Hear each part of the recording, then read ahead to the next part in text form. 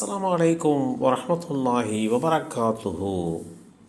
سيدنا உஸ்மான் பின் Talha ரதியல்லாஹு அன்ஹு, அப்துல்லாஹி பின் Umar ரதியல்லாஹு அன்ஹுமா அவர்கள் அறிவித்தார்கள், அல்லாஹுடைய தூதர் ஸல்லல்லாஹு அலைஹி வஸல்லம் அவர்கள் மக்காவை வெற்றி கொண்டு மக்காவுக்கு வந்தபோது காபாவின் சாவியை வைத்திருந்த உஸ்மான் பின் தல்ஹாவை அழைத்து காபாவின் வாசலை திறக்கச் சொன்னார்கள்.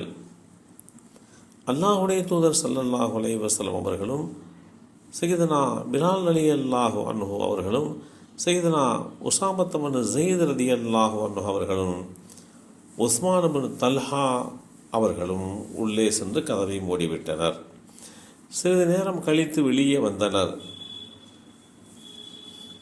இந்த செய்தி ஸஹீஹுல் புகாரியிலே 4, 6, 8 என்ற எண்ணிலே பதிவு செய்யப்பட்டிருக்கிறது.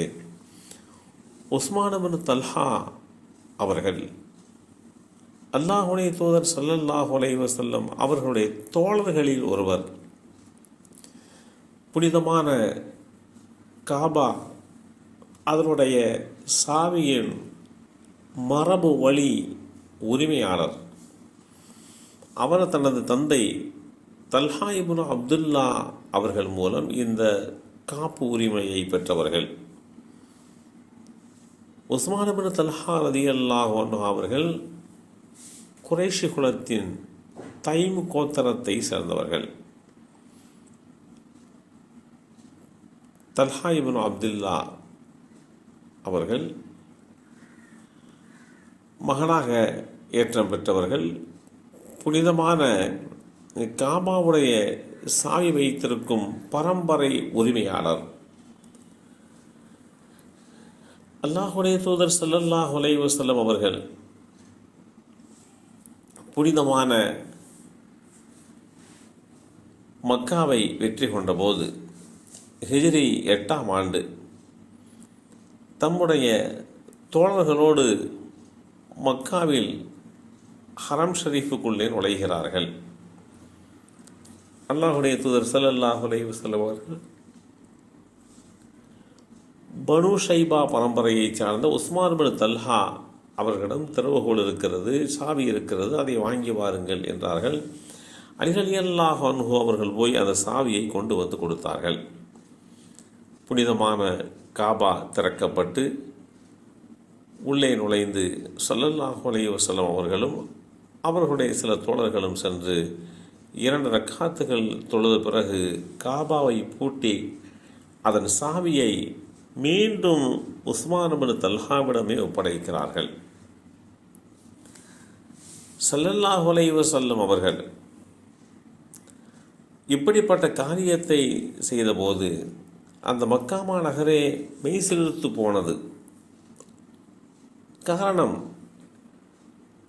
ஸல்லல்லாஹு அலைஹி வஸல்லம் அவர்கள்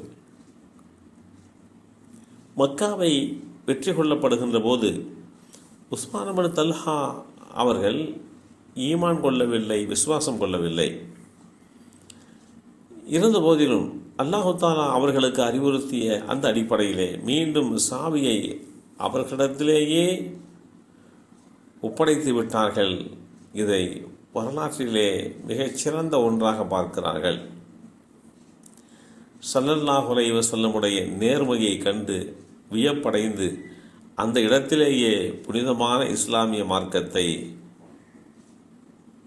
அந்த நபித்தோழர் ஏற்றுக்கொள்கிறார்கள். உஸ்மான் பின் தல்ஹாவை அழைத்து அல்லாஹுடைய தூதர் ஸல்லல்லாஹு அலைஹி வஸல்லம் அவர்கள், பனி தல்ஹாவே, மறுமை நாள் வரையிலும் இந்த புனிதமிகு காபத்துல்லாவின் சாவி, அது சம்பந்தப்பட்ட பொறுப்புகள் உமது குடும்பத்தாரிடமே இருக்கும். தங்களிடமிருந்து இந்த திறவுகோலை யாரும் பெற்றுக்கொள்ள முயற்சிக்க மாட்டார்கள். இந்த பனி ஷைபா கோத்திரத்தாருக்கு கிடைத்த பெருமைமிகு திறவுகோலாகத்தான் இது பார்க்கப்படுகிறது என்று வரலாற்றிலே எழுதப்பட்டிருக்கிறது. இந்த உஸ்மான் பின் தல்ஹா ரலியல்லாஹு அன்ஹு அவர்களுடைய வரலாற்றின் பின்னணிகளை புரிந்து கொண்டு வாழக்கூடிய வாழ்க்கையை அல்லாஹ் நமக்கும் நம் சந்ததிகளுக்கும் வழங்கி அருள் புரிவானாக. அஸ்ஸலாமு அலைக்கும் வரஹ்மத்துல்லாஹி வபரகாத்துஹு.